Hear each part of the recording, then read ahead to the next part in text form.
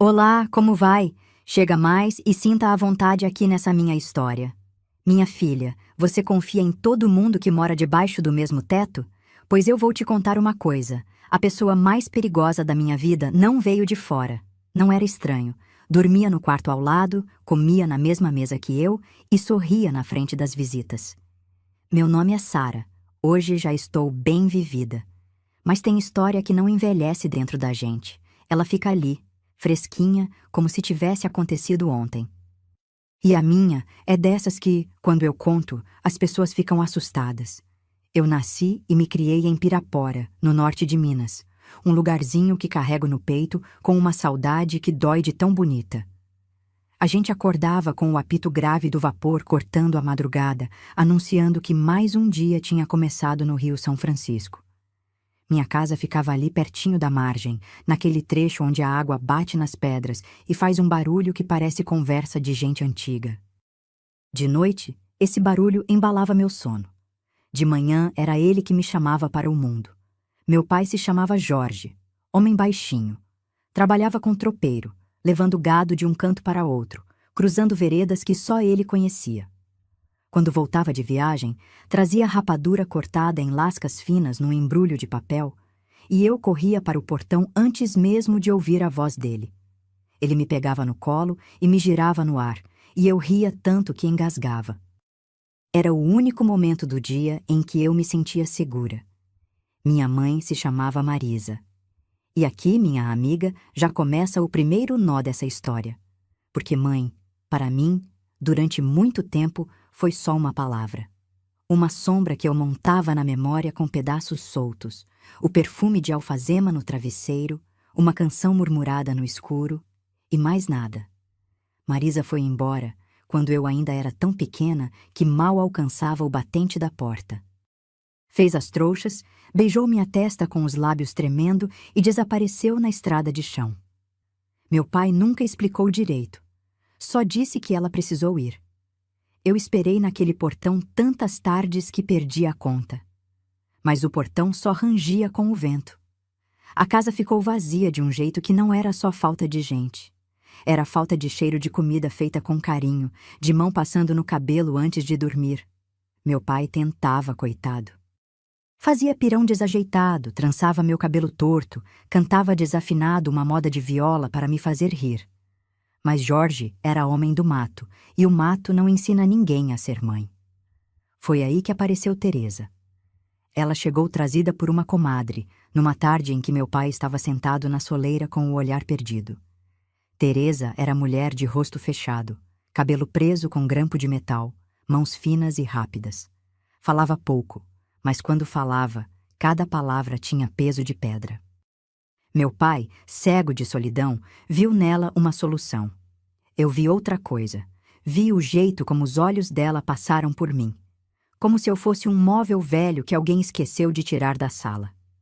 No começo, Teresa disfarçava. Na frente do meu pai, me chamava de criança.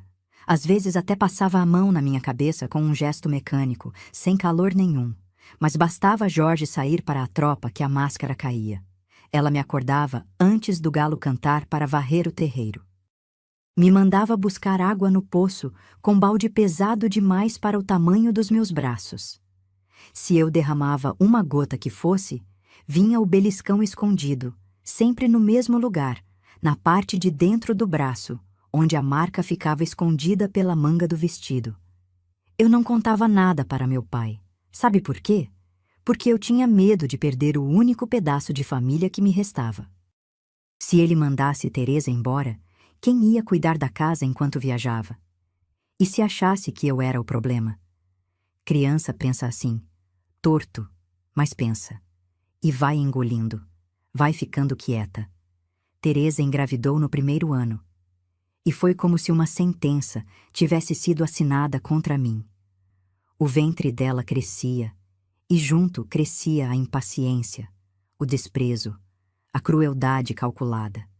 Ela olhava para mim e depois passava a mão na barriga, como se dissesse sem palavras: esse aqui é o filho de verdade. Você é o resto.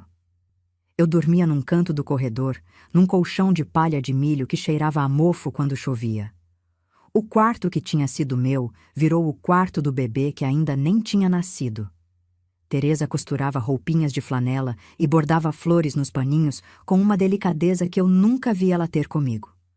Era como viver do lado de fora de uma vitrine, vendo o carinho que existia ali dentro, mas sem conseguir tocar. As vizinhas percebiam. Dona Zulmira, que morava na casa de parede meia, me chamava para comer bolo de fubá sempre que podia e ficava me olhando com aqueles olhos marejados sem dizer nada. Seu Aristides, dono da venda, me dava um pedaço de goiabada escondido e sussurrava: "Aguenta firme, menina. Essa fase passa." Mas eu via no rosto deles que ninguém tinha coragem de se meter. Porque naquele tempo, o que acontecia dentro de uma casa ficava dentro daquela casa. E foi assim que chegou aquela manhã. A manhã que dividiu minha vida em duas partes: o antes e o depois. Meu pai tinha saído na véspera com os tropeiros, levando uma boiada grande para o outro lado da serra. Ia ficar fora pelo menos uma semana. Teresa acordou diferente naquele dia. Tinha um brilho nos olhos que me gelou por dentro. Não era raiva, não era impaciência, era resolução. Como se ela tivesse tomado uma decisão durante a noite e agora só precisasse executar. O sol ainda nem tinha conseguido furar aquela cerração grossa que descia do rio e cobria tudo feito pano de enterro. O mundo inteiro parecia apagado. Nem os galos cantavam ainda. Teresa me sacudiu pelo ombro e falou com uma voz estranhamente calma. "Levanta, não tem farinha. Você vai levar milho para o moinho do outro lado." Eu obedeci sem perguntar, como sempre. Carreguei 2 sacos de milho encardidos pelas costas abaixo do barranco. O capim estava encharcado de sereno e eu escorregava a cada passo. A catraia velha do meu pai estava ali, amarrada no tronco de uma gameleira, balançando de leve na correnteza escura. Coloquei os sacos na madeira úmida e o barco afundou um pouco com o peso.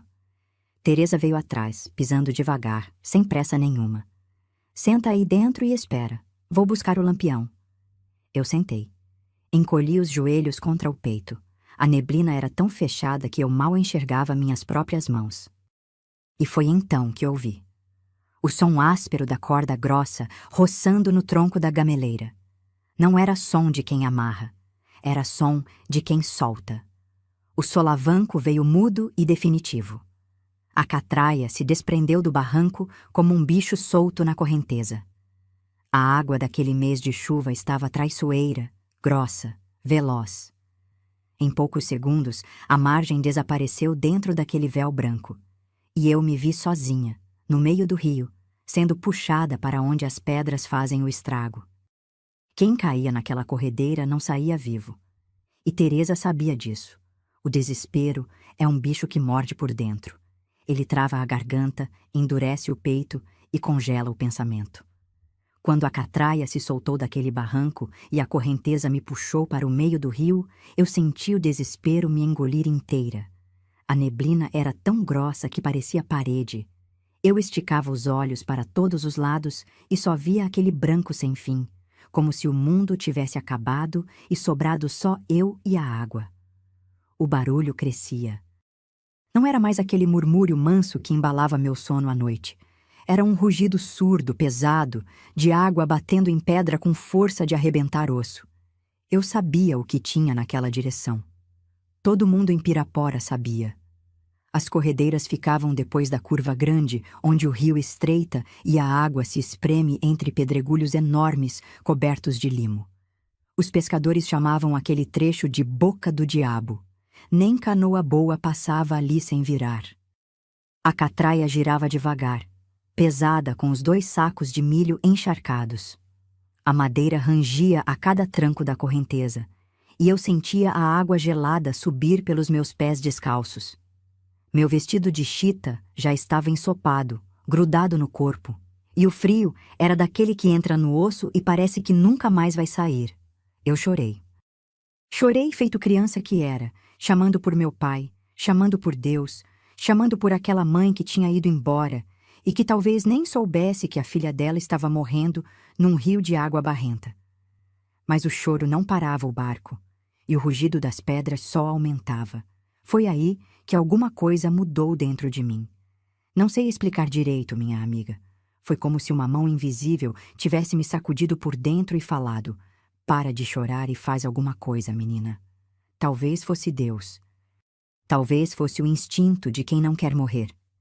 Eu sequei o rosto com as costas da mão e olhei em volta, procurando qualquer coisa que servisse de remo. No fundo da catraia, embaixo dos sacos, tinha uma tábua solta, meio podre, com pregos enferrujados saindo para fora. Eu puxei aquela tábua com as 2 mãos e enfiei na água. Não era remo, era quase nada, mas era tudo que eu tinha. Comecei a empurrar a água para o lado, tentando desviar o barco da correnteza do meio para a beirada. Meus braços queimavam. As farpas da madeira rasgavam a palma das minhas mãos e eu via o sangue se misturar com a água que entrava pelo casco rachado. Eu remava e gritava, remava e rezava. Uma ave-maria atropelada que saía pela metade, misturada com soluço e cuspe de rio. O barulho das corredeiras já estava tão perto que eu sentia a vibração no fundo da barriga. E então aconteceu o que eu só posso chamar de milagre. A catraia bateu de lado num banco de areia que ficava escondido perto da margem. O tranco foi tão forte que eu fui jogada para frente e bati o queixo na borda do barco. Senti o gosto de sangue na boca. Mas o barco parou. Parou ali, encalhado naquela língua de areia, que não devia nem existir naquela época de cheia, mas existia. Como se alguém tivesse colocado aquele obstáculo ali só para mim. Eu estava tremendo tanto que não conseguia gritar mais. Saía da minha garganta um gemido fino, de bicho acuado. Foi esse gemido que Seu Dito ouviu. Seu Dito era pescador antigo de Pirapora, desses que conheciam cada pedra, cada remanso, cada humor daquele rio como quem conhece o rosto da própria mãe. Homem magro, pele curtida de sol, barba rala esbranquiçada, com um chapéu de couro tão velho que já tinha perdido a forma original. Ele estava ali desde antes do amanhecer, recolhendo rede num trecho raso perto da margem, quando ouviu meus gritos no meio da cerração. Depois ele me contou que primeiro pensou que fosse bicho. Capivara grita quando se assusta, e naquela neblina tudo parecia diferente. Mas aí ouviu a palavra socorro e largou a rede na hora. Entrou na água com a correnteza batendo no peito e foi caminhando pelo banco de areia até avistar o vulto da catraia encalhada.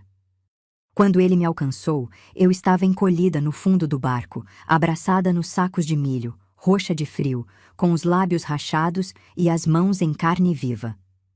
Seu Dito me envolveu no pano grosso que ele usava para cobrir o peixe e me carregou no colo até a margem. Eu agarrei no pescoço dele com a força de quem agarra a própria vida. Na beira do rio, enquanto me aquecia perto de uma fogueirinha que ele acendeu com gravetos, Seu Dito examinou a catraia. Voltou com o rosto fechado.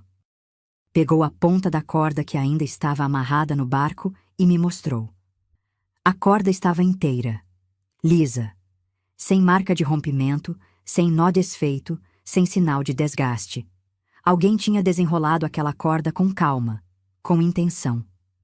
"Menina", ele disse com a voz grave e pausada, "quem soltou esse barco?" Eu não respondi, não precisava. Seu Dito me olhou nos olhos e entendeu tudo que o meu silêncio gritava. Ele balançou a cabeça devagar, como quem engole uma revolta que não cabe na boca, e disse apenas: "Vem comigo." Me levou para a casa dele, que ficava numa subida de terra vermelha depois da várzea. A mulher dele, Dona Celina, uma senhora gorda de avental encardido e coração enorme, quase caiu para trás quando viu o estado em que eu estava. Me deu banho quente com água de folha de eucalipto, me vestiu com roupa de uma neta que morava longe e me deitou numa cama de verdade, com lençol limpo que cheirava a sabão de barra. Eu dormi.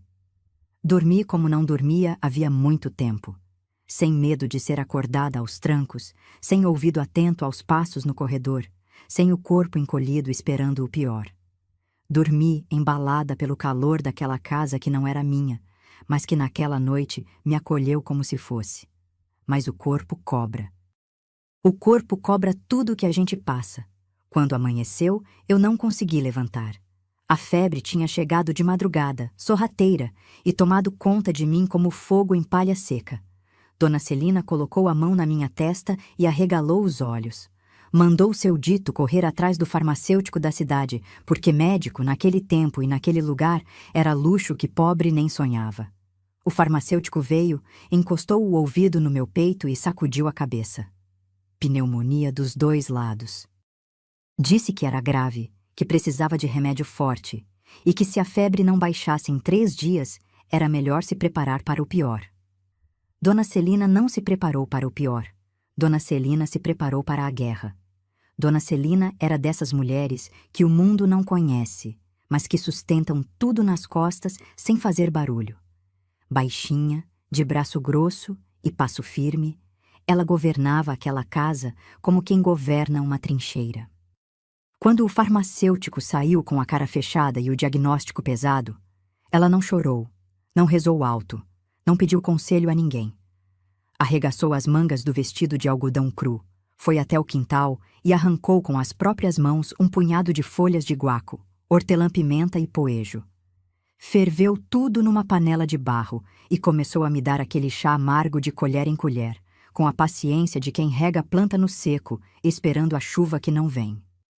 Eu passava os dias num estado entre o sono e o delírio.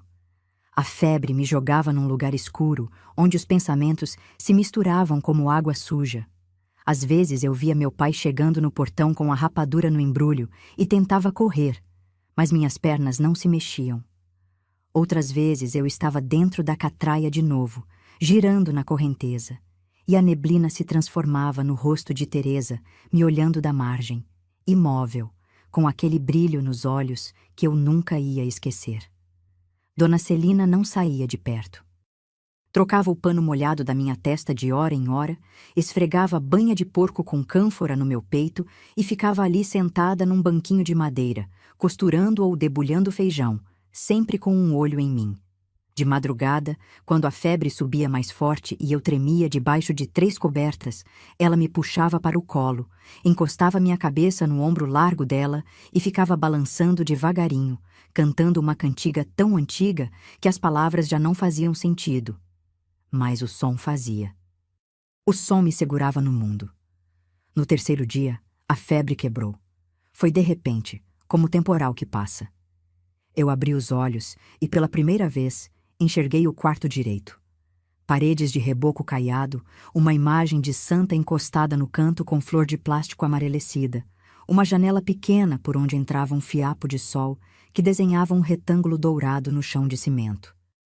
Dona Celina estava ali, adormecida na cadeira com a cabeça tombada para o lado, e eu fiquei olhando para ela sem me mexer, com medo de que se eu fizesse barulho, aquele momento de paz ia embora.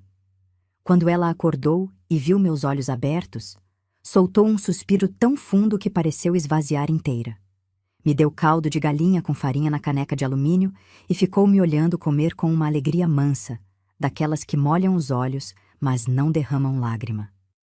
Eu fiquei na casa de seu Dito e Dona Celina por vários dias, ganhando força devagar. Dona Celina me dava mingau de fubá com mel pela manhã e sopa grossa de abóbora à noite. E ficava penteando meu cabelo com um pente de osso enquanto me contava histórias de santos que tinham sobrevivido a coisas piores. Eu escutava calada, sentindo o pente deslizar nos nós do meu cabelo e pensava que se santo aguentou, eu também aguentava. Seu Dito me ensinou a fazer nó de pescador com barbante, sentados na varanda, enquanto a tarde caía e os periquitos faziam algazarra nas mangueiras. Ele não falava muito, mas quando falava era coisa que ficava. Um dia, amarrando um nó mais complicado, ele me olhou de lado e disse: Sara, nó que é feito com maldade não segura nada. Nó que é feito com amor, esse nem Deus desata. Eu guardei essa frase no peito como quem guarda moeda de ouro em baú trancado. Nesse tempo, a notícia do que tinha acontecido correu pela cidade como rastilho de pólvora. Em Pirapora, naquela época, não existia segredo que durasse mais que uma manhã. O farmacêutico contou para a mulher dele, que contou para a vizinha do armazém, que contou para o carroceiro, e antes do sol se pôr, todo mundo já sabia que a menina do Jorge tinha sido jogada no rio pela madrasta. Seu dito fez questão de mostrar a corda para quem quisesse ver. Pendurou na cerca da frente da casa como quem pendura prova de crime. E era. A corda lisa, sem nó rompido, sem marca de desgaste, contava sozinha a história que minha boca não conseguia contar. As mulheres da vizinhança passavam, olhavam, balançavam a cabeça e se benziam. Os homens cerravam a mandíbula e cuspiam no chão com nojo. O nome de Teresa virou coisa suja na boca de Pirapora. Mas Teresa não sabia de nada disso. Na cabeça dela, eu tinha sumido no rio e o problema estava resolvido. Seu dito me contou depois que, no dia seguinte ao que me resgatou, viu Teresa no mercado comprando farinha com a maior calma do mundo, barriga empinada, escolhendo cebola por cebola como se nada tivesse acontecido. Ele sentiu uma raiva tão grande que precisou morder a própria língua para não avançar nela ali mesmo. Mas se segurou. Sabia que a justiça precisava chegar pela porta certa. E a porta certa era meu pai. Jorge voltou da tropa numa tarde de mormaço. Vinha coberto de poeira, com o chapéu amassado e o corpo moído de dias na estrada. Entrou em casa chamando por mim, como fazia sempre. O silêncio que encontrou foi a primeira facada. Teresa apareceu na porta da cozinha, secando as mãos num pano de prato, e falou, com uma tranquilidade que gelava o sangue, que eu tinha fugido. Disse que tinha acordado e eu não estava mais em casa, que devia ter ido atrás da minha mãe, porque sempre fui menina rebelde e ingrata.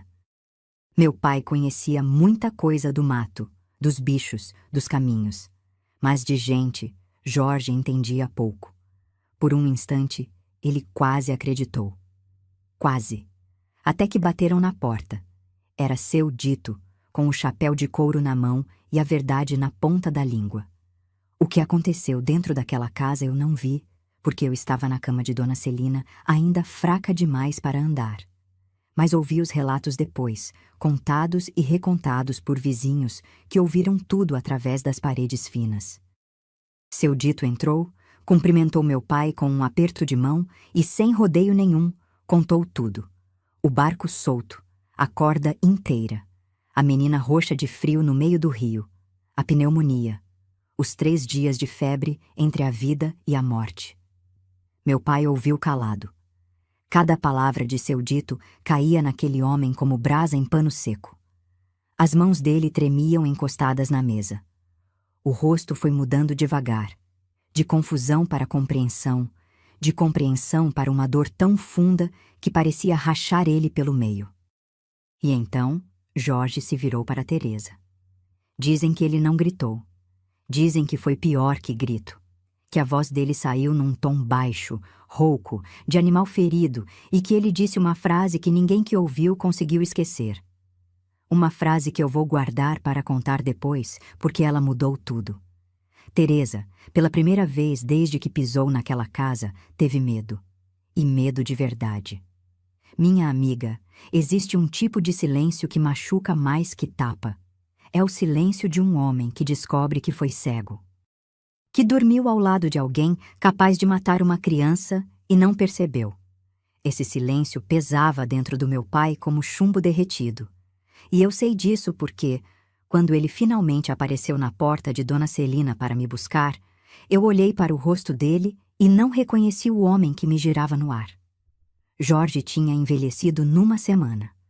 Os olhos estavam fundos, cercados por olheiras escuras que pareciam manchas de fuligem. A barba tinha crescido desgrenhada.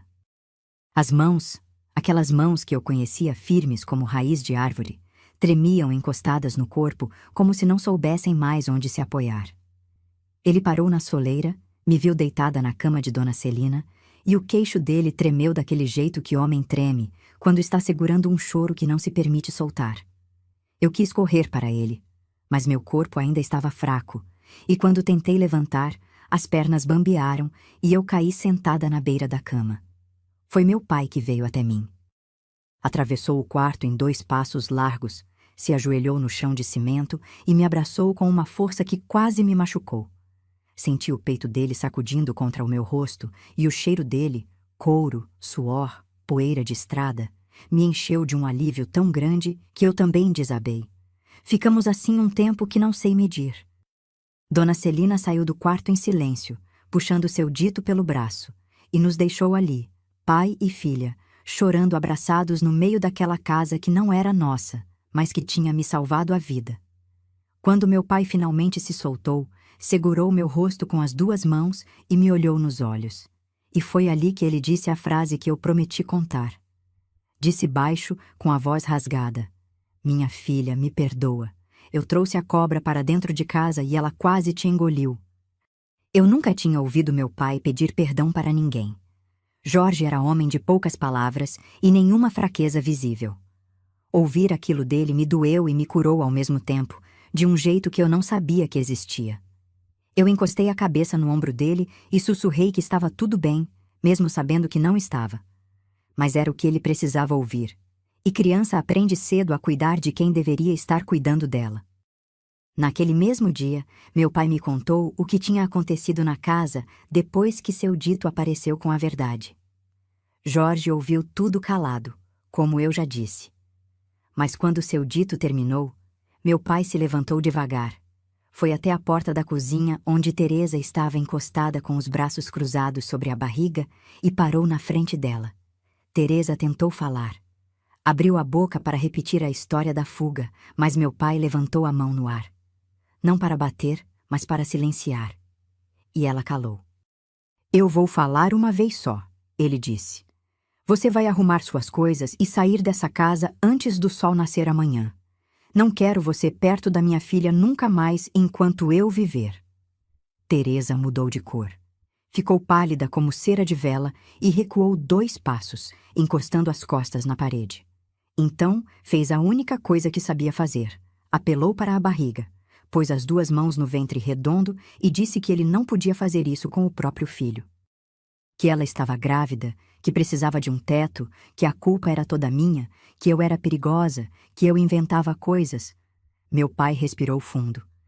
E eu imagino, porque não estava lá, mas conheço meu pai, que naquele instante ele fechou os olhos e viu 2 rostos.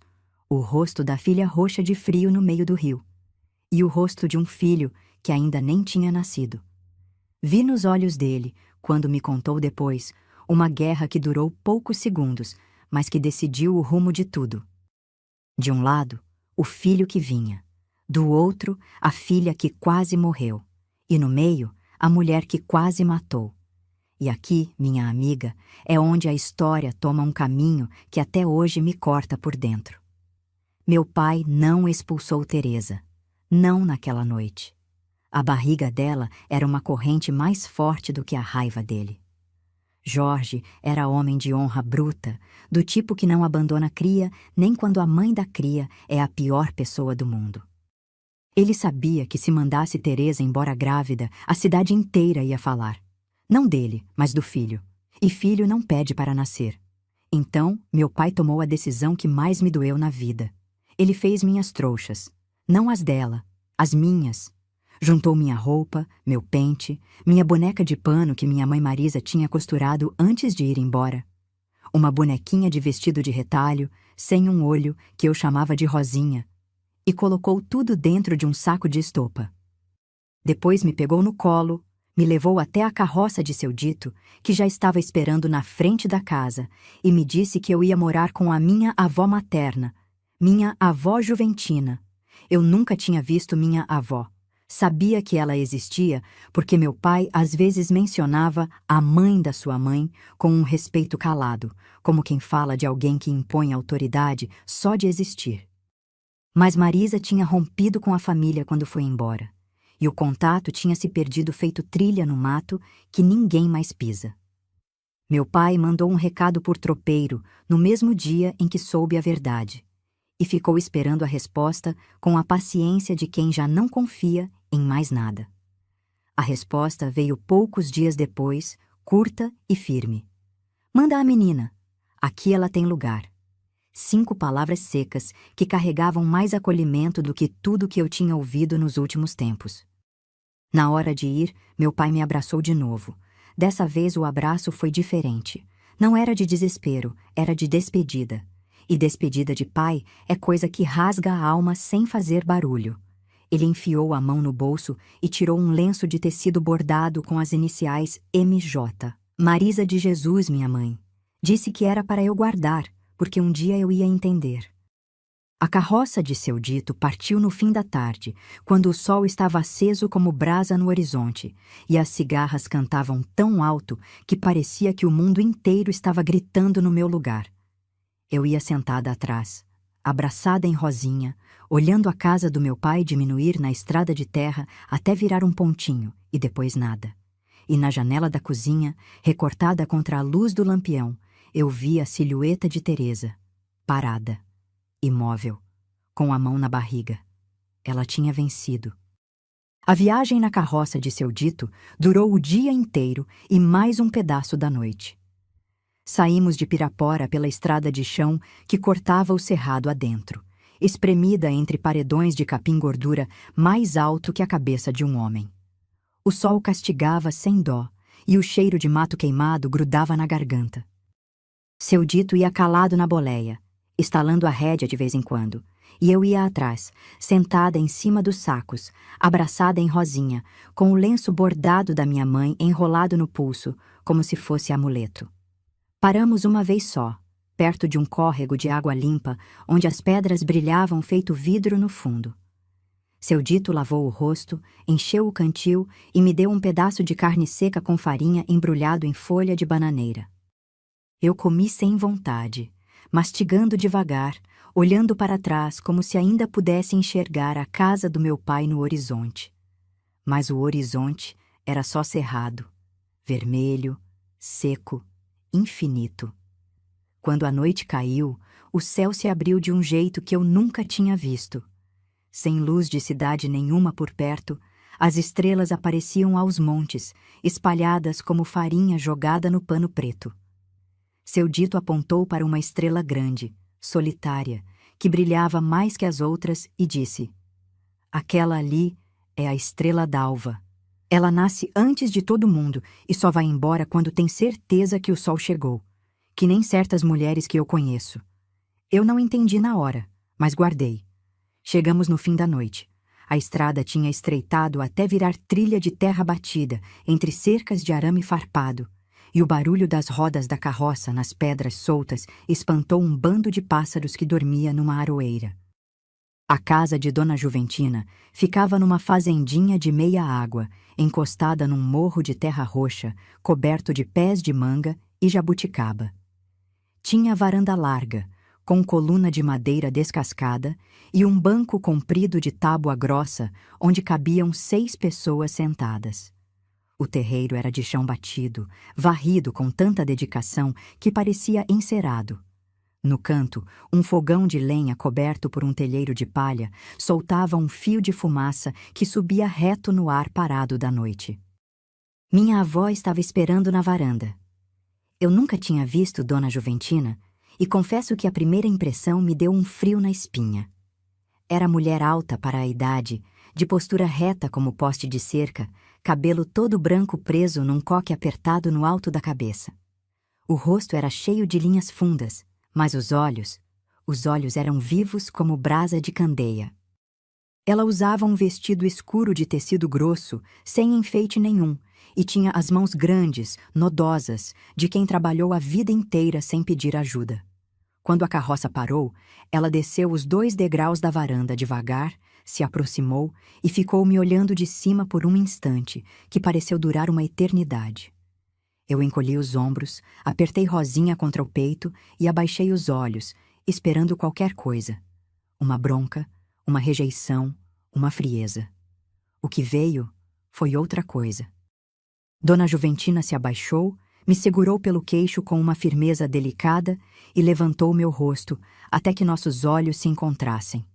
Ficou me estudando em silêncio, os arranhões nas minhas mãos, as olheiras fundas, o vestido emprestado que sobrava no corpo magro. E então ela falou, com uma voz grave e macia ao mesmo tempo, que parecia terra molhada depois da chuva. Você tem os olhos da sua mãe, e os olhos da sua mãe nunca mentiram. Me puxou para um abraço apertado. O corpo dela cheirava a erva doce e sabão de cinza, e o tecido grosso do vestido era áspero contra minha bochecha, mas aquele abraço, minha amiga, foi o primeiro em muito tempo que não tinha medo misturado. Era só amparo. Amparo puro, sem condição, sem prazo. Seu dito descarregou minhas trouxas, tomou um café ralo com rapadura que minha avó serviu numa caneca de ágata lascada e partiu antes do amanhecer. Na despedida, tirou o chapéu de couro, me olhou com aqueles olhos mansos de pescador velho e disse: "Cuida dessa menina, dona Juventina. Ela é mais forte do que parece." Minha avó assentiu com a cabeça uma vez só, sem dizer palavra, e aquele gesto bastou. Era um pacto. Naquela primeira noite, minha avó me deu banho num balde de latão com água morna e folha de camomila. Penteou meu cabelo com paciência de quem desembaraça linha de costura, trança por trança, sem puxar. Me vestiu com uma camisola de flanela que cheirava a guarda-roupa antigo, naftalina e flor seca. E me deitou numa cama de ferro com colchão de lã de carneiro, coberta por uma colcha de retalhos costurados em tons de verde, amarelo e rosa desbotado. "Dorme, menina," ela disse, puxando a colcha até meu queixo. "Aqui ninguém te acorda com maldade." Eu fechei os olhos e, pela segunda vez desde que a catraia me levou, dormi em paz. Mas dessa vez foi diferente. Na casa de Dona Celina, eu tinha dormido de alívio, alívio de estar viva. Na casa de Dona Juventina, eu dormi de pertencimento, de saber que ali eu não era estorvo, não era sobra, não era resto do primeiro casamento. Ali eu era neta. E neta era sagrado para aquela mulher. Mas a paz de Dona Juventina tinha regras, e eu ia aprender isso logo na primeira manhã. Quando o galo cantou, e era um galo valente, desses de peito estufado que canta 3 vezes antes de todo mundo, minha avó já estava de pé. O cheiro de broa de milho, assando no forno de barro, entrou pelo quarto e me acordou como um chamado. Levantei e fui até a cozinha descalça, esfregando os olhos. Dona Juventina estava de costas, mexendo uma panela no fogão.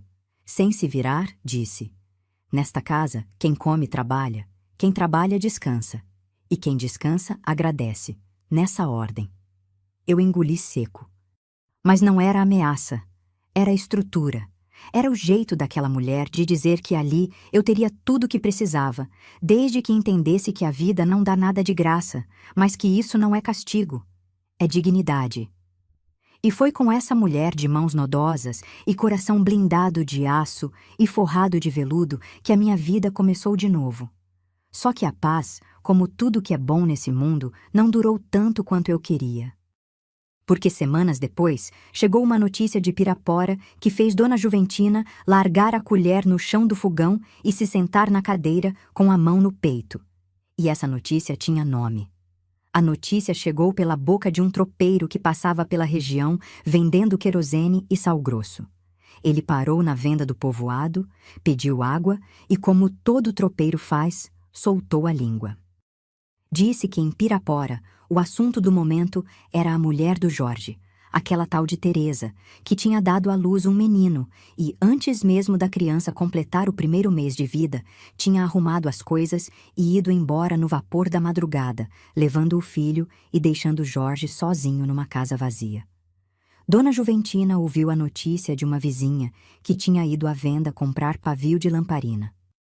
Quando a vizinha terminou de contar, minha avó ficou parada no meio da cozinha, com a colher de pau suspensa no ar e a boca entreaberta.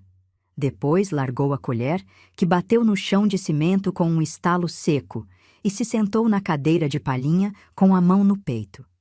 Não era susto, era cálculo.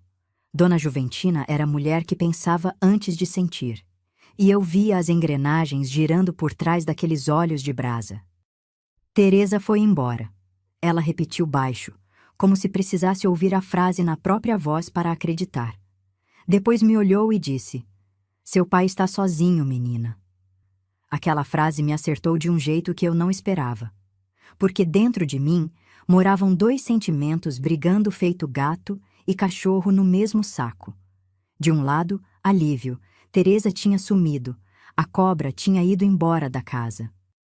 Do outro, uma dor surda, porque meu pai estava agora completamente sozinho, sem mulher, sem filha, sem o filho que ela levou, numa casa que devia parecer um caixão de tão vazia.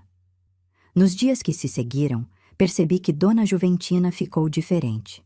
Mais calada, mais pensativa, com o olhar perdido na linha do horizonte quando estendia a roupa no varal.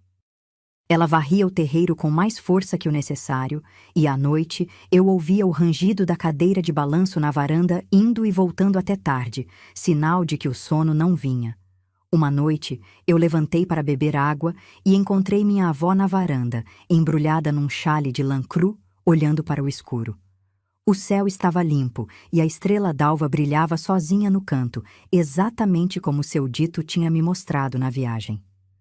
Sentei no chão ao lado da cadeira dela sem falar nada. Ficamos assim um tempo, só nós duas e os grilos. Então, Dona Juventina falou. E quando ela falava de verdade, não as ordens do dia, não as regras da casa, mas de verdade, era como se abrisse uma gaveta que ficava trancada o tempo todo. Sua mãe partiu o meu coração quando foi embora, Sara. Não foi só você que ela largou. Ela largou a mim também. Eu criei Marisa sozinha. O pai dela morreu de malária quando ela era de colo. Dei tudo que eu tinha para aquela menina. Ensinei ela a ler com cartilha velha, ensinei a costurar, ensinei a ter vergonha na cara. E mesmo assim, ela foi. Minha avó fez uma pausa. Os grilos preencheram o silêncio. Eu passei anos com raiva, menina. Uma raiva que apodrecia por dentro feito fruta no chão. Mas raiva de mãe é diferente de toda a raiva do mundo, porque vem misturada com saudade. E a saudade é mais forte. A saudade sempre vence. Eu escutava sem respirar. Era a primeira vez que alguém me falava da minha mãe como gente de verdade. Não como a mulher que abandonou. Não como a sombra que desapareceu. Mas como uma menina que também foi criada. Que também foi amada. Que também errou. Onde ela está, avó? Eu perguntei com a voz fina. Dona Juventina demorou para responder. Respirou fundo, ajeitou o chale nos ombros e disse: Eu não sei, minha neta, mas peço a Deus toda noite que, onde ela estiver, ela esteja sentindo falta de você. Porque falta é o caminho de volta. Aquela frase entrou em mim e nunca mais saiu. Falta é o caminho de volta. Eu repeti dentro da cabeça tantas vezes que virou oração. A vida na casa de Dona Juventina foi ganhando ritmo. Eu acordava com o galo, ajudava a tirar leite da vaca mimosa. Uma vaca mansa de olhos grandes que deixava eu encostar a testa na barriga quente dela enquanto minha avó puxava o leite. Depois ia para o fogão ajudar a fazer o café da manhã. Minha avó me ensinou a sovar massa de pão no tabuleiro de madeira, com o peso do corpo inteiro, e dizia que sova de pão é igual a problema. Quanto mais a gente amassa, mais macio fica. Eu também comecei a ir na escola do povoado, uma sala só, com banco de madeira sem encosto, e uma professora magra de óculos redondos chamada Dona Odete, que escrevia no quadro negro com giz que esfarelava e falava com uma paciência de santa. Eu era a mais atrasada da turma, porque em Pirapora Teresa nunca me deixou frequentar aula. Mas Dona Odete percebeu que eu aprendia rápido e começou a me emprestar livros velhos de capa dura que ela guardava numa caixa de papelão debaixo da mesa. Foi ali, naquela escolinha de chão batido, que eu descobri que as letras tinham poder, que as palavras podiam construir mundos que ninguém destruía. O primeiro livro que Dona Odete me emprestou era um de histórias bíblicas com gravuras desbotadas. Eu levei para casa e li sentada debaixo do pé de manga no quintal da minha avó, com as costas encostadas no tronco rugoso e as pernas esticadas na grama. E me perdia dentro das páginas como quem entra num rio manso e se deixa levar. Dessa vez, sem medo. Cada história que eu lia me provava que gente que sofria podia encontrar salvação. E eu precisava acreditar nisso. Dona Juventina olhava eu lendo e sorria de canto, com aquele sorriso que mal mexia os lábios, mas iluminava os olhos. Acho que ela via em mim a filha que perdeu, e eu via nela a mãe que nunca tive. E assim, sem combinar, sem assinar papel nenhum, nós duas fomos preenchendo o vazio uma da outra. Mas a vida, minha amiga, tem dessas surpresas que chegam quando a gente menos espera. E a próxima surpresa bateu no portão de Dona Juventina, numa tarde de chuva fina, quando eu estava ajoelhada no chão da cozinha, ajudando a descascar mandioca. O portão rangeu. O cachorro latiu, aquele latido diferente de quando chega alguém que ele não conhece. Minha avó largou a faca, limpou as mãos no avental e foi até a porta com o passo apressado. E ficou paralisada. Eu larguei a mandioca no chão e fui atrás da minha avó. Quando cheguei na porta, vi Dona Juventina parada feito estátua, com uma mão agarrada no batente e a outra suspensa no ar, como se o corpo tivesse esquecido de funcionar. Espiei por baixo do braço dela e vi. Do lado de fora do portão, debaixo daquela chuva fina que encharcava sem fazer barulho, tinha uma mulher. Magra demais, cabelo escuro grudado no rosto, vestido de tecido barato empapado de água, colado no corpo como segunda pele. Ela segurava uma trouxa pequena de pano num braço e com o outro se apoiava no mourão do portão, como se não tivesse força para ficar de pé sozinha. Os pés estavam descalços, sujos de lama vermelha, e nos calcanhares tinham rachaduras fundas que pareciam sulco de enxada. Mas foram os olhos que me prenderam. Olhos grandes, escuros, com um brilho de desespero que eu conhecia, porque eram iguais aos meus quando me vi sozinha na catraia. Dona Juventina não se mexia. Eu senti o corpo dela tremendo no batente, e não era de frio. Era de tudo junto. Raiva, saudade, dor, medo de sentir o que estava sentindo. Os segundos passavam e ninguém falava. A chuva caía mansa, o cachorro tinha parado de latir e ficado com o rabo entre as pernas no canto da varanda, como se até ele entendesse que aquele momento era grande demais para barulho. A mulher abriu a boca. A voz saiu falhada, quase um sopro. Mãe. Uma palavra, uma só. E aquela palavra rachou Dona Juventina pelo meio. Minha avó soltou um som que não era choro nem grito. Era um gemido fundo, de animal que sente dor antiga voltar de repente. As pernas dela fraquejaram e ela se agarrou no batente com as duas mãos. Eu segurei a cintura dela por instinto, com medo de que caísse. A mulher no portão era Marisa. Minha mãe. Minha filha, eu preciso que você entenda uma coisa.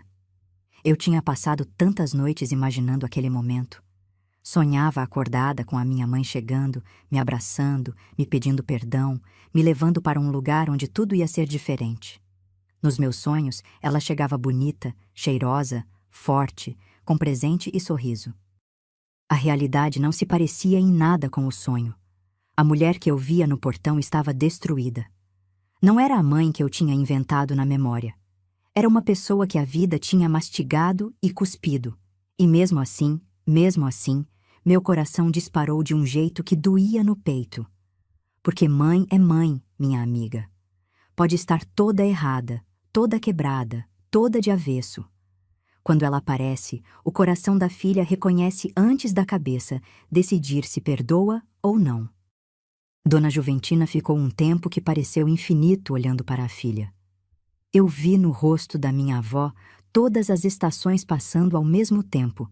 O inverno da raiva, o verão da saudade, o outono da decepção, a primavera de alguma coisa que eu ainda não sabia nomear, mas que depois entendi ser esperança teimosa.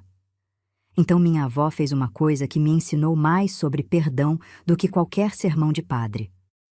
Ela saiu da porta, desceu os degraus da varanda, atravessou o terreiro debaixo da chuva, sem se importar com a água que ensopava o vestido, chegou até o portão e parou na frente da filha. As duas se olharam de perto. Marisa tremia dos pés à cabeça, com os lábios rachados e os olhos vermelhos de choro velho, desse que já secou, mas não parou. Ela abriu a boca de novo para falar, mas Dona Juventina levantou a mão e a silenciou. O mesmo gesto que meu pai tinha feito com Teresa, mas com uma intenção completamente diferente. Agora não, minha avó disse com a voz firme. Primeiro você entra, primeiro você come, primeiro você se aquece, depois a gente conversa. E abriu o portão. Marisa entrou tropeçando, com a trouxa apertada contra o peito. Dona Juventina foi atrás, já mandando eu pegar toalha e acender o fogo. Quando minha mãe passou por mim na varanda, nossos olhos se cruzaram, e eu vi nela um medo que eu reconheci na hora. O mesmo medo que eu sentia quando morava com Teresa. Medo de não ser aceita. Medo de ser mandada embora. Medo de que o amor tenha acabado.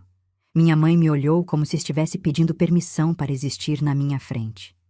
E eu, que era criança e não sabia fazer discurso, fiz a única coisa que meu corpo mandou. Estiquei a mão e toquei os dedos gelados dela. Marisa desabou. Caiu de joelhos no chão da varanda, largou a trouxa e me puxou para um abraço tão apertado que eu senti os ossos dela contra os meus. Chorava alto, feio, sem controle, repetindo: "Me perdoa, me perdoa, me perdoa", como se fosse a única frase que ainda sabia falar. O corpo inteiro dela sacudia, e a chuva que escorria do cabelo dela molhava meu rosto e se misturava com as minhas próprias lágrimas. Dona Juventina assistiu tudo da porta, com os braços cruzados e o queixo tremendo. Não se aproximou. Não interrompeu. Deixou aquele encontro acontecer entre mãe e filha no seu tempo, no seu tamanho, sem pressa e sem conserto. Porque minha avó sabia que certas coisas precisam transbordar antes de caber. Quando o choro se acalmou, Dona Juventina esquentou água no fogão, preparou um banho de erva cidreira e folha de laranjeira, e mandou Marisa se lavar. Depois serviu caldo grosso de mandioca com couve numa tigela de barro e ficou olhando a filha comer com a mesma atenção que Dona Celina tinha me olhado comer semanas antes. E eu percebi, naquele instante, que o amor de mãe se manifesta primeiro pela comida. Antes da palavra vem o prato. Antes do perdão vem o caldo quente. Naquela noite, minha avó arrumou um colchão no chão do meu quarto para Marisa dormir. Eu fiquei na cama. Ela ficou embaixo. E no escuro, eu esticava o braço para fora do colchão e ela esticava o dela para cima. E nossos dedos se encontravam no meio do caminho. Ficamos assim, em silêncio, de mãos dadas no escuro, ouvindo os grilos e a chuva fina batendo no telhado de telha-vã. O cheiro de erva cidreira do banho dela se misturava com o cheiro de naftalina da colcha, e aquela mistura virou, para mim, o cheiro do recomeço. E naquela hora, eu soube que alguma coisa enorme tinha começado, mas também soube, porque a vida já tinha me ensinado cedo, que o mais difícil ainda estava por vir, porque perdoar com o coração é uma coisa, perdoar com a memória é outra bem diferente. E a minha memória ainda tinha marcas fundas. Nos primeiros dias, minha mãe era uma sombra dentro daquela casa. Andava encostada nas paredes, falava num fio de voz, sentava na ponta da cadeira como se a qualquer momento alguém fosse mandar ela levantar e ir embora. Comia pouco, só o que Dona Juventina colocava no prato, e mesmo assim deixava sobra. Acordava antes de todo mundo e já estava varrendo o terreiro quando o galo cantava, como se precisasse provar a cada amanhecer que merecia estar ali. Dona Juventina tratava a filha com uma cordialidade dura. Não era fria, mas também não era quente. Era o jeito dela de dizer: "Eu te aceitei de volta, mas a confiança você vai ter que reconstruir com as próprias mãos, tijolo por tijolo." Dava ordens curtas. Marisa, pega a lenha. Marisa, tira o leite. Marisa, estende a roupa. E Marisa obedecia sem uma palavra. Às vezes eu via minha avó olhando para a filha pelas costas, quando Marisa estava curvada no tanque lavando roupa, e o rosto de Dona Juventina amolecia por um instante, como gelo que derrete por dentro sem quebrar por fora. Mas quando Marisa se virava, o rosto já estava firme de novo. E eu estava vivendo uma guerra que ninguém via. Por fora, eu era a menina obediente de sempre. Ia para a escola, voltava, fazia minhas obrigações, lia embaixo do pé de manga. Mas por dentro, eu era um nó apertado que não sabia para que lado se desatar. porque a verdade é que eu queria perdoar minha mãe. Queria com tudo que eu tinha. Mas cada vez que Marisa se aproximava para me pentear o cabelo ou me ajudar com a lição, uma parte de mim recuava, como o bicho que leva chute e depois tem medo até de carinho. Tinha noites em que eu acordava suando, com o coração batendo forte, e a primeira coisa que pensava era: ela vai embora de novo. Ficava parada no escuro, ouvindo a respiração de Marisa no colchão ao lado, contando cada inspiração como se cada uma fosse prova de que ela ainda estava ali. E se a respiração falhava por um segundo, se ela tossia, se mexia demais, meu corpo inteiro gelava de medo. Um dia, Dona Odete, a professora, me pediu para escrever uma redação sobre a pessoa mais importante da minha vida. As outras crianças escreveram sobre a mãe, o pai, a avó. Eu fiquei com o caderno aberto na carteira, a ponta do lápis encostada no papel, e não saí do lugar. A página ficou em branco até o final da aula. Porque como é que eu ia escrever sobre a pessoa mais importante se eu não sabia quem era? A mãe que me abandonou? A avó que me recolheu? O pai que me mandou embora para me salvar? O pescador que me tirou do rio? Dona Odete percebeu. Depois da aula, me chamou na mesa dela, com aqueles óculos redondos escorregando no nariz, e perguntou com jeitinho se estava tudo bem em casa. Eu disse que sim, porque criança que sobreviveu ao que eu sobrevivi aprende a dizer que está tudo bem mesmo quando está tudo desabando. Mas ela não acreditou.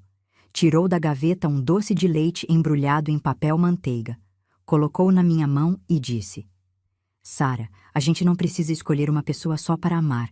O coração tem quartos que a gente nem sabia que existiam. Vai lá e abre as portas, menina. Eu guardei o doce no bolso do vestido e a frase dentro do peito. E fui abrindo as portas devagar, sem pressa, do meu jeito torto de menina machucada. Foi nessa época que Marisa começou a mudar de verdade. Não de uma vez. Foi devagar, como raiz que cresce embaixo da terra, sem ninguém ver. Ela começou a ajudar Dona Juventina no fogão, e minha avó, que nunca deixava ninguém mexer no tempero dela, aos poucos foi abrindo espaço. Primeiro deixou Marisa cortar a cebola, depois refogar o arroz, depois temperar o feijão. E um dia, sem aviso, deixou a filha fazer o almoço inteiro sozinha.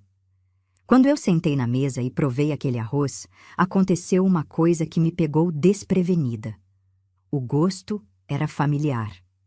Não era o gosto da comida de Dona Juventina que eu já conhecia e amava. Era outro gosto, mais antigo, guardado num canto da memória que eu achava que tinha perdido. Era o gosto da comida da minha mãe, o tempero dela, a mão dela.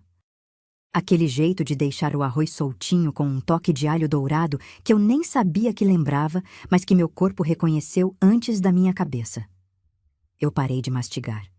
Os olhos encheram de água. Marisa, que estava de pé encostada no fogão, me olhou com o rosto travado de ansiedade, esperando o veredicto. E eu, sem conseguir falar, fiz a única coisa que consegui. Balancei a cabeça dizendo que estava bom. Marisa virou de costas e encostou a testa na parede. Os ombros dela sacudiam em silêncio. Dona Juventina, sentada na outra ponta da mesa, olhou para a filha, olhou para mim, e pela primeira vez eu vi minha avó fazer uma coisa que nunca tinha visto. Ela esticou o braço e tocou de leve a mão de Marisa, que estava caída ao lado do corpo. Foi um toque rápido, quase invisível. Mas eu vi, e Marisa sentiu. Porque ela cobriu a mão da mãe com a dela e ficou assim, de costas, chorando contra a parede, segurando a mão que tinha largado tantos anos antes. Naquela mesa de madeira sem verniz, com o cheiro de arroz no ar e uma mosca batendo na janela, alguma coisa se moveu entre nós três. Não foi perdão completo. Era cedo demais para isso. Foi outra coisa. Foi o primeiro passo de uma estrada longa que nenhuma de nós sabia onde ia dar. Mas era um passo. E passo, minha amiga, já é direção. As semanas foram passando e Marisa foi ganhando espaço naquela casa como planta que brota em fresta de muro, onde parecia não ter lugar, ela achava. Lavava, cozinhava, capinava o quintal, consertava a cerca com as próprias mãos, e à noite sentava na varanda com Dona Juventina em silêncio, cada uma na sua cadeira, olhando o escuro. Às vezes eu espiava da janela do quarto e via as duas ali, caladas, e entendia que aquele silêncio era uma conversa que só elas sabiam ter. Mas faltava uma peça naquele quebra-cabeça. Uma peça que eu sentia falta todo dia, principalmente quando via o chapéu de couro pendurado no prego da varanda. Chapéu que seu dito tinha deixado para mim como lembrança e que me fazia pensar no único homem que nunca me soltou de propósito. Meu pai, Jorge. Sozinho em Pirapora, numa casa vazia. Meu pai apareceu sem aviso. Eu estava no quintal dando milho para as galinhas quando ouvi o barulho de cascos de cavalo na estrada. Levantei os olhos e vi aquela silhueta que eu conhecia de cor. Ombros largos, chapéu de feltro surrado, corpo balançando devagar no lombo do animal, como se homem e bicho fossem uma coisa só. Meu coração deu um salto tão grande que o balde de milho caiu da minha mão e espalhou grão para todo lado, e as galinhas avançaram feito era festa. Eu corri. Corri descalça pelo terreiro, pelo capim, pela estrada de terra, sem me importar com pedra nem espinho. Meu pai desceu do cavalo antes de eu chegar e abriu os braços. Eu me joguei nele com tanta força que quase derrubei o homem. Ele me ergueu do chão e me apertou contra o peito. E eu senti de novo aquele cheiro de couro e poeira que para mim era o cheiro da segurança. Minha menina, ele sussurrou no meu ouvido. Minha menina está bem. Não era pergunta, era alívio. Era um pai conferindo que a filha ainda existia no mundo. Dona Juventina apareceu na varanda com os braços cruzados, observando a cena com aquele olhar que não entregava nada. Jorge me colocou no chão, tirou o chapéu e subiu os degraus devagar, com o respeito de quem entra em território alheio. Cumprimentou minha avó com um aceno de cabeça sério. Dona Juventina respondeu com outro. Os dois se mediram em silêncio, como se estivessem negociando um acordo que ainda não tinha palavras. A menina está forte, minha avó disse, seca. Come bem, estuda, trabalha. Não dá trabalho. Meu pai engoliu em seco. Obrigado, Dona Juventina. A senhora está fazendo o que eu não soube fazer. Minha avó descruzou os braços e disse apenas, entra, tem café passado. Aquele café na mesa da cozinha foi o começo de tudo. Jorge se sentou no banco, com o chapéu no colo e as mãos enormes envolvendo a caneca de ágata como se fosse a coisa mais preciosa do mundo.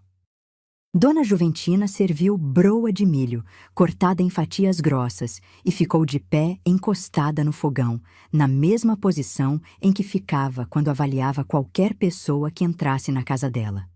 Mas tinha uma coisa que meu pai não sabia. Marisa estava no quarto dos fundos, separando feijão numa peneira de taquara, e ouviu a voz dele. Eu sei porque vi. Vi ela parar de mexer na peneira. Vi o corpo dela enrijecer. Vi a cor sumir do rosto como se tivessem puxado uma rolha e a vida tivesse escorrido para fora. Ela encostou as costas na parede e ficou ali, paralisada, com os olhos arregalados e a respiração presa. Jorge não sabia que Marisa estava ali. Dona Juventina não tinha contado. E eu entendi, naquele instante, que minha avó tinha um plano, mas que o plano dela andava no tempo dela, não no tempo de ninguém. Naquela primeira visita, Marisa ficou escondida o dia inteiro. Meu pai passou a tarde comigo, me levou para pescar no córrego com vara de bambu e linha de costura e ficou ouvindo eu contar sobre a escola, sobre Dona Odete, sobre os livros que eu lia debaixo da mangueira. Ele ouvia tudo com uma atenção que eu nunca tinha visto nele antes, como se cada palavra minha fosse remédio para uma doença que ele carregava por dentro. Numa hora, quando eu puxei um lambari prateado que brilhava na luz da tarde, ele riu. Uma risada curta, rouca, de quem faz força para lembrar como é que se ri. E o som daquela risada me encheu de uma esperança que eu nem sabia que ainda existia dentro de mim. Quando o sol começou a descer e pintar o morro de um tom cor de cobre, meu pai se despediu. Prometeu voltar, e voltou. As visitas de Jorge viraram rotina, e a cada semana a conversa com Dona Juventina ficava mais longa e o café mais quente. Minha avó, devagar, foi desarmando as defesas. Deixou meu pai consertar a cerca do curral. Depois, o telheiro do fogão que estava caindo. Depois, a dobradiça do portão que rangia desde que eu tinha chegado. E quando Jorge terminou de arrumar o portão e ele abriu e fechou sem fazer barulho pela primeira vez, Dona Juventina olhou para aquela dobradiça nova e disse quase para si mesma: portão que não range é portão que não avisa. Agora a gente só sabe quem chega quando já chegou. Eu não entendi na hora. Mas minha avó estava falando de outra coisa. Estava falando de gente que entra na vida da gente sem pedir licença e muda tudo antes de a gente perceber. Meu pai estava na varanda tomando café quando Marisa apareceu na porta da cozinha. Não foi de propósito. Ela vinha trazer a broa e não sabia que ele ainda estava ali. Os dois se viram ao mesmo tempo.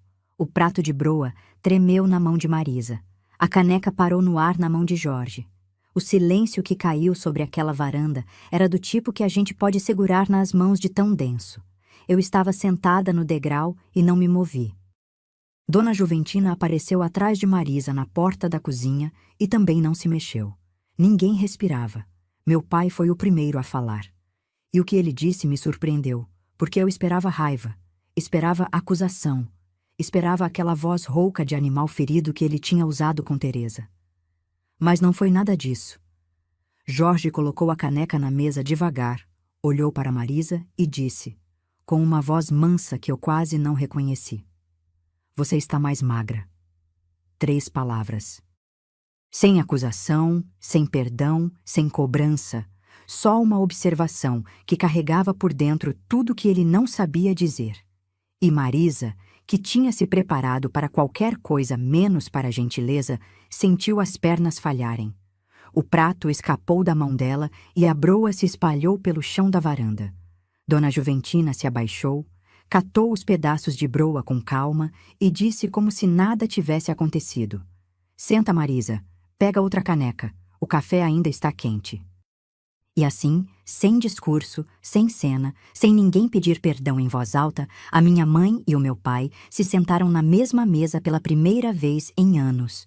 E eu fiquei ali no degrau da varanda, olhando os 3. Meu pai, minha mãe, minha avó, com aquele prato de broa espalhada no meio, e senti uma coisa crescendo no peito que eu não sabia se era alegria ou medo. Porque eu já sabia que tudo que parece bom demais assusta quem já perdeu demais. As visitas viraram o coração da semana. Eu passava os outros 6 dias esperando pelo 7º, riscando com graveto na terra do quintal a contagem dos dias que faltavam, como presa contando liberdade. Mas não era só eu que esperava. Percebi que Marisa começou a arrumar o cabelo nos sábados à noite, prendendo com grampo e alisando com a palma da mão molhada na frente do espelhinho rachado do quarto. E Dona Juventina, que nunca mudava o cardápio por ninguém, passou a fazer canjica. E canjica, eu descobri depois, era o prato preferido do meu pai. Ninguém dizia nada. Ninguém combinava nada. Mas a casa inteira se arrumava para a chegada de Jorge como noiva que se enfeita sem admitir para quem. Os cafés na varanda foram ficando mais longos. No começo, Jorge e Marisa não se falavam diretamente. Tudo passava por mim ou por Dona Juventina, como se nós duas fôssemos ponte entre 2 margens que ainda não tinham coragem de se tocar. Meu pai perguntava para minha avó se a roça estava precisando de arame, e Marisa respondia que o arame da cerca do fundo estava frouxo, e Jorge dizia que ia trazer na próxima viagem. Um diálogo inteiro sem se olhar nos olhos, usando cerca e arame para falar de coisa que não tinha nada a ver com cerca nem arame. Mas a vida tem um jeito de empurrar a gente para onde a gente precisa ir, mesmo quando os pés resistem. Num desses dias, uma chuva grossa desabou no meio da tarde e o córrego encheu de repente. Jorge não podia voltar para Pirapora com a estrada alagada. Dona Juventina mandou ele dormir na varanda, num colchão que Marisa estendeu sem olhar para ele, com lençol limpo que ela mesma tinha passado a ferro com brasa dentro do ferro de engomar. Eu fui dormir, mas o sono não veio. Fiquei com o ouvido colado na parede fina que separava meu quarto da varanda e ouvi, primeiro o silêncio, depois a chuva engrossando no telhado, Depois, o rangido da cadeira de balanço. Alguém tinha sentado. E então, passos. Passos leves, de pés descalços no cimento. E a voz da minha mãe, baixinha, quase coberta pelo barulho da chuva. Jorge. Um nome. Só um nome. Mas dito daquele jeito, como se ela tivesse carregado aquele nome na boca por anos sem conseguir soltar, pesava mais que qualquer discurso. Eu não ouvi o que ele respondeu. A chuva engoliu. Mas ouvi os dois conversando baixo durante um tempo que não sei medir, porque em algum momento o murmúrio das vozes se misturou com o murmúrio da água, e eu adormeci, embalada por aquele som que era, sem eu saber, o som da minha família se costurando de novo. Quando amanheceu, a chuva tinha parado e o mundo estava lavado. O cheiro de terra molhada entrava pela janela, misturado com o canto de um sabiá que parecia não caber de alegria. Eu levantei e fui para a cozinha. Meu pai estava sentado à mesa, e ao lado dele, ao lado, não na outra ponta, estava Marisa. Os dois estavam calados, cada um segurando sua caneca, mas os cotovelos quase se tocavam. E no rosto do meu pai tinha uma coisa que eu não via, fazia tanto tempo que quase não reconheci. Paz. Dona Juventina estava no fogão mexendo o mingau e quando me viu parada na porta olhando aquela cena, me lançou um olhar rápido por cima do ombro. Não sorriu, minha avó raramente sorria, mas os olhos dela brilharam de um jeito que eu já sabia ler. Era a aprovação, era o jeito dela de dizer: eu sei, eu também estou vendo, agora fica quieta e deixa acontecer. As semanas seguintes foram de reconstrução muda. Jorge passou a vir não só no domingo, mas também outros dias, trazendo mantimentos e ficando para o almoço. Consertou o chiqueiro, refez o caminho de pedra que levava ao poço e construiu com as próprias mãos uma prateleira de madeira para eu guardar os livros que Dona Odete me emprestava. Marisa começou a lavar a roupa dele junto com a nossa, sem ninguém pedir. E à noite, quando eu ia dormir, já não precisava mais esticar o braço para encontrar a mão da minha mãe, porque ela sentava na beira da minha cama, me cobria com a colcha de retalhos e cantava uma cantiga de ninar, que eu descobri ser a mesma que Dona Juventina cantava para ela quando era pequena. A mesma melodia, passando de avó para mãe, de mãe para filha, como o rio que corre e não para. Um dia, meu pai chegou diferente. Desceu do cavalo mais devagar, tirou o chapéu antes de entrar no terreiro, coisa que ele nunca fazia, e pediu para falar com Dona Juventina a sós. Os dois se sentaram na varanda e conversaram por um tempo longo, enquanto eu e Marisa descascávamos milho verde na cozinha em silêncio, as duas fingindo que não estávamos tentando ouvir cada palavra. Quando minha avó entrou na cozinha, tinha o rosto sério, mas os olhos molhados. Olhou para Marisa e disse, com aquela voz de quem pesa cada sílaba antes de soltar: Seu Jorge quer levar vocês de volta. Quer recomeçar. Quer refazer a casa. Marisa largou o milho na bacia e ficou olhando para a própria mãe com os lábios tremendo. Não perguntou se deveria ir. Perguntou outra coisa, que me mostrou que ela tinha mudado de verdade. E a senhora, mãe, fica sozinha? Dona Juventina endireitou a coluna, ergueu o queixo e respondeu com a firmeza de uma árvore que já enfrentou ventania demais para ter medo de brisa. Eu fiquei sozinha quando você foi embora e não morri. Agora você vai embora para o lugar certo e eu vou dormir em paz pela primeira vez em anos. Marisa se levantou, atravessou a cozinha e abraçou a mãe. Dessa vez não foi abraço de desespero como o do dia da chuva. Foi abraço de gratidão. Abraço de mulher que finalmente entendeu o tamanho do que recebeu. Dona Juventina, pela primeira vez na minha frente, chorou. Não fez barulho. As lágrimas desceram pelas rugas do rosto dela em silêncio, como água que encontra caminho em pedra velha. E eu, sentada no banco com o milho no colo, chorei também. Mas era choro diferente de todos que eu já tinha chorado. Não era de dor, nem de medo, nem de alívio. Era de esperança. Aquela esperança teimosa que minha avó tinha me ensinado a nunca largar. A mudança foi marcada para a semana seguinte. Mas antes de sairmos daquela casa, Dona Juventina me chamou de canto e me deu uma coisa que eu guardo até hoje. Dona Juventina me levou até o quarto dela, que eu quase nunca entrava. Era um cômodo pequeno que cheirava a cânfora e alfazema seca, com uma cama de ferro alta coberta por uma colcha de crochê cor de creme, e na parede uma imagem de Nossa Senhora com vela de cera gasta na frente. Minha avó abriu a gaveta do criado mudo, uma gaveta que rangia de velha, e tirou de dentro um broche antigo de prata escurecida com o desenho de um ramo de flor gravado à mão, gasto pelo uso de tantas mulheres que o prenderam no peito antes de mim.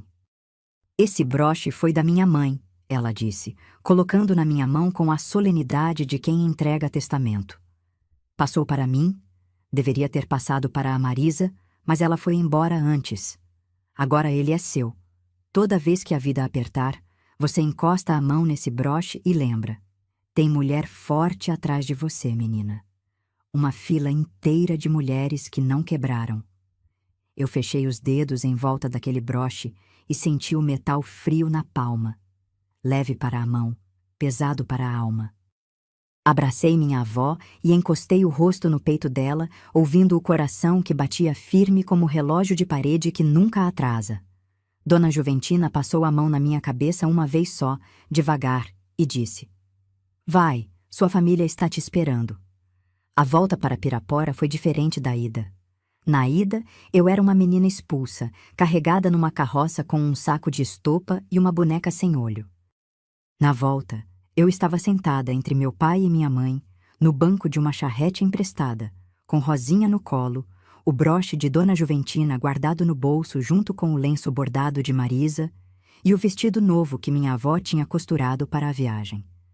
Era um vestido de algodão florido, em tons de rosa e amarelo, com babado na barra, e quando eu olhava para ele sentia que estava vestindo uma pele nova. A estrada era a mesma, o cerrado era o mesmo, a poeira vermelha era a mesma. Mas eu não era, e meus pais não eram.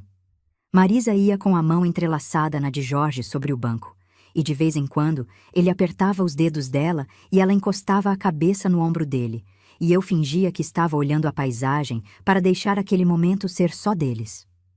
Quando chegamos em Pirapora, a casa nos esperava com a cara de quem ficou sozinha tempo demais. O mato tinha tomado conta do quintal. A varanda estava coberta de folhas secas, e o portão, um portão diferente do da minha avó, rangeu alto quando meu pai empurrou, como se estivesse reclamando do abandono. Mas as paredes estavam de pé, o telhado segurava firme e o rio continuava ali, fazendo seu barulho de sempre nas pedras, indiferente às dores humanas. Marisa parou no meio do terreiro, olhou em volta e respirou fundo. Eu vi nos olhos dela uma mistura de vergonha e determinação. Vergonha do passado que tinha naquela casa. Determinação de construir um presente diferente. Ela arregaçou as mangas, exatamente como Dona Juventina fazia, e começou a limpar. Foram semanas de trabalho duro. Meu pai capinou o quintal, remendou o telhado, caiu as paredes com cal virgem que deixava tudo branco e cheirando a novo. Marisa esfregou cada canto, lavou cada pano, plantou tempero na horta e flores na frente da casa. Cravo, dália e um pé de jasmim que ela trouxe de muda da casa da minha avó. E eu ajudava em tudo, com a alegria boba de quem nunca teve casa arrumada por amor e agora via aquilo acontecendo na frente dos olhos. A cidade observava. As vizinhas passavam devagar na frente da casa, espiando por cima da cerca, cochichando entre si. Dona Zulmira, a da parede meia, foi a primeira a atravessar o portão.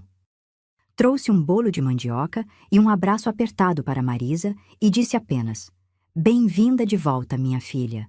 Depois vieram outras. O perdão da cidade chegou devagar, como tudo em cidade pequena.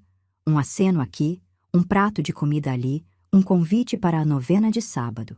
Os meses foram passando e a casa que tinha sido palco de tanta dor foi ganhando vida nova.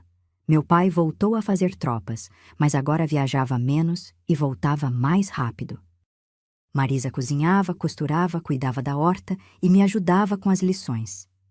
À noite, os dois sentavam na varanda, na mesma varanda onde Teresa tinha pisado, e ficavam conversando baixo enquanto eu lia meus livros no canto, fingindo que não ouvia as risadas abafadas que escapavam entre eles. E então, numa manhã em que o cheiro de jasmim estava tão forte que parecia perfume derramado, Marisa chamou meu pai na cozinha e disse uma coisa que mudou a cor do rosto dele. Ela estava esperando. Meu pai sentou no banco e ficou olhando para ela com os olhos molhados e a boca aberta, como se não coubesse nele tanta coisa ao mesmo tempo.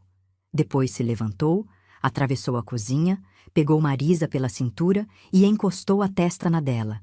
E os dois ficaram assim, testa com testa, de olhos fechados, por um tempo que ninguém mediu. Eu assistia da porta do corredor, com Rosinha pendurada no braço, e encostei a mão no broche de Dona Juventina, que estava preso no meu vestido, como se todas as mulheres da minha família estivessem ali, torcendo junto. Os gêmeos nasceram numa noite de lua cheia, quando o rio brilhava como espelho de prata e os sapos cantavam num coro tão alto que parecia celebração. A parteira veio correndo com a bolsa de couro e meu pai andava de um lado para outro no terreiro, incapaz de ficar parado. Eu fiquei sentada no degrau da varanda, com a mão apertada no broche, sentindo o metal marcar a palma. Primeiro veio Elias, com um choro forte que acordou até o cachorro do vizinho.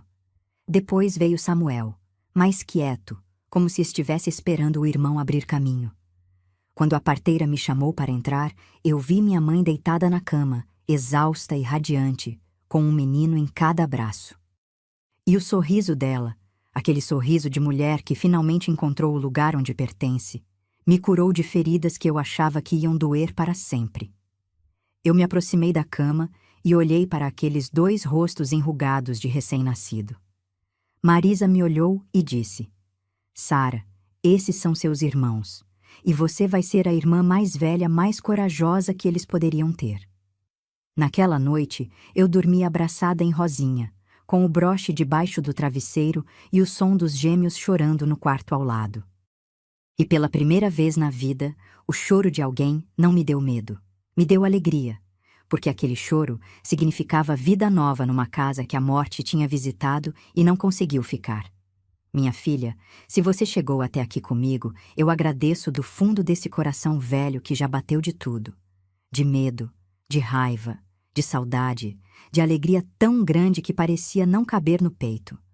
Porque essa história que eu te contei não é só minha. Ela é de toda mulher que já foi empurrada para a correnteza e encontrou, no meio do desespero, um banco de areia que não deveria estar ali, mas estava, porque Deus coloca. Eu criei Elias e Samuel como se fossem meus. Trocava fralda de pano, esquentava leite, cantava a mesma cantiga que minha mãe cantava para mim, que minha avó cantou para ela, que talvez a mãe da minha avó tenha cantado num tempo que ninguém mais lembra. A melodia passava de colo em colo como tocha que não se apaga, e eu sentia, cada vez que cantava, que todas aquelas mulheres estavam ali comigo, no quarto escuro, embalando junto. Meus irmãos cresceram grudados em mim. Elias era o bravo. Subia em árvore, brigava com marimbondo, caía e levantava sem chorar. Samuel era o calmo. Gostava de ficar sentado no colo do meu pai ouvindo história. E tinha um jeito de olhar para as pessoas com tanta atenção que parecia que estava lendo por dentro. Os dois me chamavam de Mana Sara e corriam para mim cada vez que se machucavam, como se eu fosse curativo de gente. Marisa se transformou numa mãe que eu não acreditaria se não tivesse visto. O arrependimento fez nela o que o sofrimento não conseguiu. Abriu um espaço dentro do peito que antes estava fechado de egoísmo e desespero. Ela nunca mais falou em ir embora. Nunca mais olhou para na estrada com aquele olhar de quem quer fugir. Plantou os pés naquela casa e criou raiz tão funda que nem ventania arrancava. E comigo, devagar, tijolo por tijolo, ela reconstruiu uma relação que não era perfeita. Porque nada nessa vida é. Mas era verdadeira. E verdadeiro, minha amiga, vale mais que perfeito. Meu pai viveu o resto dos dias dele com a consciência pesada pelo que aconteceu. Jorge nunca se perdoou completamente por ter me mandado embora em vez de mandar Teresa. Eu sei disso porque, de vez em quando, ele me olhava com aquela sombra no fundo dos olhos e eu sabia que ele estava revivendo o dia da carroça. Numa dessas vezes, já bem mais velha, eu sentei ao lado dele na varanda e disse: Pai, o Senhor me mandou para o melhor lugar que eu podia estar. Se não fosse a casa da avó Juventina, eu nunca teria encontrado minha mãe de volta. Ele não respondeu. Só pegou minha mão e apertou com tanta força que eu senti os ossos estalarem. E aquele aperto foi o perdão dele consigo mesmo. Dona Juventina viveu muitos anos. Eu ia visitá-la sempre que podia, levava os gêmeos para ela apertar e depois reclamar que faziam bagunça demais. Ela nunca mudou. A postura reta, o coque apertado, as regras firmes, o coração que fingia ser de pedra, mas que derretia quando ninguém estava olhando. Quando ela partiu, foi em paz, dormindo na mesma cama de ferro, debaixo da mesma colcha de crochê cor de creme. Eu estava segurando a mão dela, e o broche de prata estava preso no meu vestido. O mesmo broche que ela tinha me dado, que a mãe dela deu para ela, e que eu guardo comigo até hoje como a coisa mais preciosa que possuo. Seu dito eu nunca esqueci. O pescador que entrou na correnteza sem pensar duas vezes para salvar uma menina que nem era dele. Ele morreu antes de eu poder agradecer direito, mas eu batizei meu primeiro filho de Benedito, em homenagem. E cada vez que eu vejo um rio de manhã cedo, com a neblina baixa e o barulho da água nas pedras, eu sussurro: Obrigada, seu dito. O senhor foi o pescador que Deus mandou. E Teresa? Eu sei que muita gente quer saber.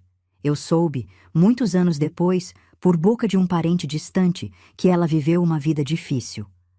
O filho que ela levou cresceu longe do pai, e ela passou de cidade em cidade sem conseguir criar raiz em lugar nenhum. Eu poderia dizer que senti satisfação ao saber disso. Mas seria mentira. O que eu senti foi pena, porque a maldade dela não nasceu do nada. Nasceu de um vazio que ela não soube preencher com outra coisa. E vazio que a gente não cuida vira veneno que contamina tudo em volta. Eu hoje sento nesta poltrona, na minha sala quieta, com o cheiro de jasmim entrando pela janela. O mesmo jasmim que Marisa plantou naquela volta para Pirapora, que deu muda e muda da muda, e agora floresce na casa de cada um dos meus filhos. E penso no que a vida me ensinou. Me ensinou que a correnteza mais forte não é a do rio. É a de dentro. É aquela que puxa a gente para o rancor, para a amargura, para o desejo de devolver na mesma moeda. Resistir a essa correnteza é o ato mais corajoso que existe. E eu resisti. Não porque eu seja forte. Eu resisti porque tive gente que me segurou. Um pescador, uma vizinha, uma avó, uma professora, uma mãe que voltou. Sempre que amanhã amanhece com neblina baixa e eu escuto o barulho de água corrente, lembro daquela catraia. Lembro do frio, do medo, da corda que alguém soltou com a intenção de me levar embora para sempre. Mas lembro também do banco de areia, dos braços de seu dito, do chá amargo de Dona Celina, da colcha de retalhos de Dona Juventina, do broche de prata, da mão da minha mãe, encontrando a minha no escuro. Aprendi que, mesmo quando alguém corta a nossa corda e nos joga na correnteza, Deus usa o pior momento da nossa vida para nos levar exatamente onde a gente precisava estar. Foi o abandono no rio que me devolveu a minha família de verdade. Foi a maldade de uma mulher que abriu o caminho para o amor de tantas outras. E a corda, minha amiga, a corda que Teresa soltou naquela manhã de neblina? Ela está guardada. Seu dito nunca devolveu. E quando ele morreu, a família dele me entregou. Eu guardo num prego, na parede do meu quarto, ao lado da imagem de Nossa Senhora. Não guardo por rancor. Guardo para lembrar. Para lembrar que tem corda que o ser humano solta com maldade, mas que Deus amarra de outro jeito, mais forte, mais firme, com um nó que não se desfaz. Se essa história tocou o seu coração, compartilha com aquela amiga que também precisava ouvir isso hoje. E me conta aqui embaixo. Você já viu a vida dar uma volta tão grande, provando que o que parecia o fim era, na verdade, o começo de um milagre? Eu quero saber. Eu estou aqui e estou ouvindo. Que Deus abençoe cada uma de vocês. Com todo amor, Sara.